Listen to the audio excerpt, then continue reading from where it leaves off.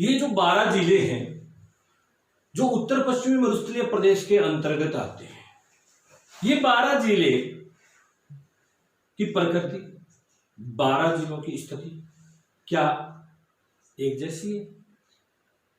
नहीं है, क्योंकि जैसा क्लाइमेट चूरू का है क्या वैसा जैसलमेर का है, जैसलमेर का है जैसा क्या सीकर का है, सीकर का है जैसा क्या नागौर का है। तो इनकी प्रकृति अलग अलग है और अलग अलग प्रकृति होने के कारण इस उत्तर पश्चिमी मरुस्थलीय प्रदेश को विभक्त किया गया है। क्या किया गया है? विभक्त किया गया है। देखो पूरे राजस्थान को 4 भागों में बांटा गया है और इन 4 भागों में बांटने के बाद इसे इसके उचावच के आधार पर, किसके आधार पर? उचावच के आधार पर इसे 4 उप प्रदेशों में बांटा गया। कितने? 4 उप प्रदेशों में विभक्त किया गया। किसे? उत्तर पश्चिमी मरुस्थलीय प्रदेश को। किस आधार पर? उचावच के आधार पर। उचावच के आधार पर 4 भागों में बांटा। पहला भाग है इसका महान मरुस्थल, महान मरुस्थल, महान यानी बहुत बड़ा मरुस्थल। तो ये महान मरुस्थल यानी बड़े बड़े जहां टीले हैं वही क्षेत्र में। तो ये महान मरुस्थल कहां है?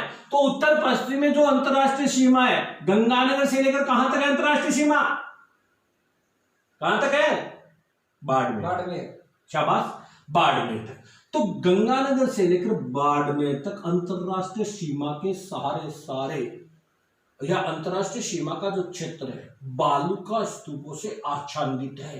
तो इस क्षेत्र को क्या कहते हैं? महान मरुस्थल के नाम से जानते हैं। इसके बाद बाड़मेर, जैसलमेर और बीकानेर, ये बाड़मेर, जैसलमेर और बीकानेर का चट्टानी प्रदेश। दूसरा कौन सा? उचावच के आधार पर बाड़मेर, जैसलमेर, बीकानेर का चट्टानी प्रदेश। तीसरा है लघु मरुस्थल। तीसरा कौन सा है? लघु यानी छोटे छोटे बालू का स्तूप वाला क्षेत्र। तो ये जो लघु मरुस्थल है, ये जो चट्टानी प्रदेश है, जो चट्टानी प्रदेश है, चट्टानी प्रदेश के पूर्व में यानी इधर, ये चट्टानी प्रदेश हो गया। इस चट्टानी प्रदेश के कहां? इधर यानी पूर्व, चट्टानी प्रदेश के पूर्व में। कहां से? कच्छ की खाड़ी से, क्योंकि गुजरात में कच्छ की खाड़ी से लेकर बीकानेर तक का जो क्षेत्र है, कच्छ की खाड़ी से लेकर बीकानेर तक का जो क्षेत्र है क्या कहलाता है? लघु मरुस्थल है। तो लघु मरुस्थल किसके पश्चिम पूर्व में है? जो बाड़मेर, जैसलमेर, बीकानेर का चट्टानी प्रदेश, उस चट्टानी प्रदेश के पूर्व में। कहां से? कच्छ की पहाड़ी से लेकर कहां तक? बीकानेर का लघु मरुस्थल के नाम से जाना जाता है। उसके बाद है अर्ध शुष्क प्रदेश। चौथा कौन सा है?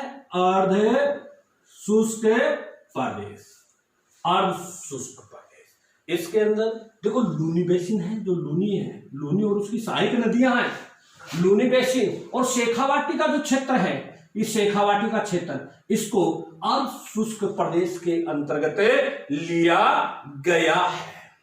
ये जो उत्तर पश्चिमी मरुस्थलीय प्रदेश है, मैंने कहा था कि इस उत्तर पश्चिमी मरुस्थलीय प्रदेश में राजस्थान की लगभग 40% जनसंख्या निवास करती है, जो विश्व में सबसे ज्यादा जनसंख्या निवास करने वाला मरुस्थल है। केवल सबसे ज्यादा जनसंख्या निवास करने वाला ये मरुस्थल नहीं है, ये सबसे ज्यादा जैव विविधता वाला भी मरुस्थल है। ध्यान रखना, कैसा? जैव विविधता वाला मरुस्थल भी है। और इस जैव विविधता के कारण डॉक्टर ईश्वरी प्रकाश ने इस मरुस्थल के लिए कहा है कि इसे मरु क्षेत्र न कहकर क्या कहा जाए? रुक्ष क्षेत्र कहा जाए। डॉक्टर ईश्वरी प्रकाश ने कहा है जैव विविधता के कारण, क्या कहा है कि इसे मरु क्षेत्र न कहकर क्या कहा जाए? रुक्ष क्षेत्र। ध्यान रखना डॉक्टर ईश्वरी प्रकाश, रुक्ष क्षेत्र क्यों कहे? जैव विविधता के कारण इसे कहा जा रहा है। अब ये मरुस्थल है, वो कोई काम आवेगी? ये उपयोगी है क्या मरुस्थल? है क्या? इसका कोई उपयोग है क्या? सगलाया ही मने धूड़ उड़ावा आपा तो के कामगा इन कामगा बहुत तकड़े कामगा। उत्तर पश्चिमी मरुस्थलीय प्रदेश जिसको है भारत में ऋतु चक्र को निर्माण करने में अहम भूमिका निभा। भारत में जो अपने ऋतु चक्र बनता है ना, जो ऋतु देखते हैं, इसमें बहुत बड़ी भूमिका इस मरुस्थलीय प्रदेश की। अब देखोगा कुछ झूठ बोल लो, जच्चा है कौन जच्चा नहीं? अरे बंबूड़िया नाम सुने गे हैं, सुने नहीं?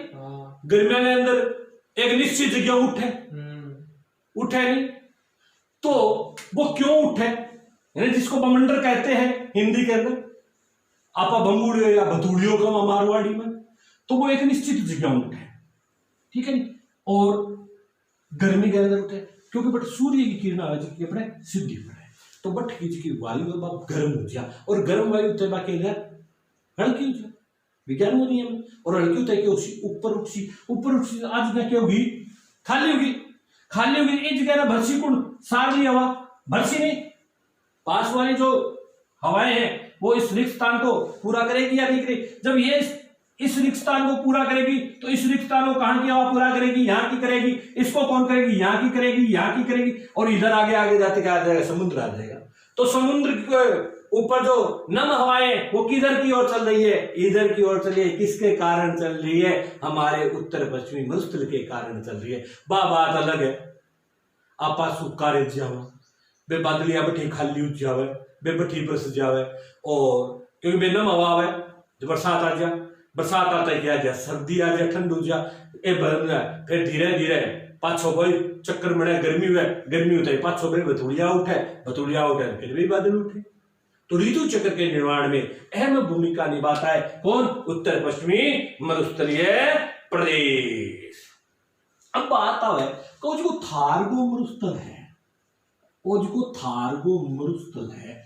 किंगो भाग, ये जो थार का मरुस्थल है, ये थार का मरुस्थल ग्रेट पैलियो आर्टिकल अफ्रीका मरुस्थल का ही भाग है। किसका? ग्रेट पैलियो आर्टिक अफ्रीका का जो मरुस्थल है, उस ग्रेट पैलियो आर्टिक अफ्रीका के मरुस्थल का ही एक भाग है, जिसे हम रेगिस्तान कहते हैं, जिसे पाकिस्तान में चोलिस्तान के नाम से भी पुकारते हैं। पाकिस्तान में किस नाम से पुकारते हैं? चोलिस्तान के नाम से पुकारते हैं। ये जो मरुस्थलीय क्षेत्र है, बालू धूड़ है, तो धूड़ का केव है, टिब्बा हुआ, कण तो छोटा हुआ, धूड़ का तो टिब्बा ही है, यदि बालू का स्तूप है। आपा ने धोरा के जानी, मारवाड़ी में धोरा, टिब्बा कानी, अने हिंदी के अंदर बालू का स्तूप कब है?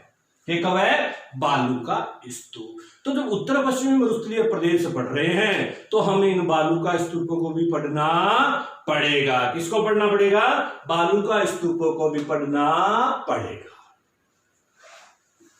बालू का स्तूपों की चर्चा करें तो ये बालू का स्तूप जो होते हैं ये विभिन्न आकृति के होते हैं। कोई ऐसे होते हैं, ठीक है ना, कोई ऐसे होते हैं, कोई यूं ऐसे बनते हैं, कोई यूं बन जाते हैं, अलग अलग आकृति के बनते हैं। और अलग अलग आकृतियां बनने के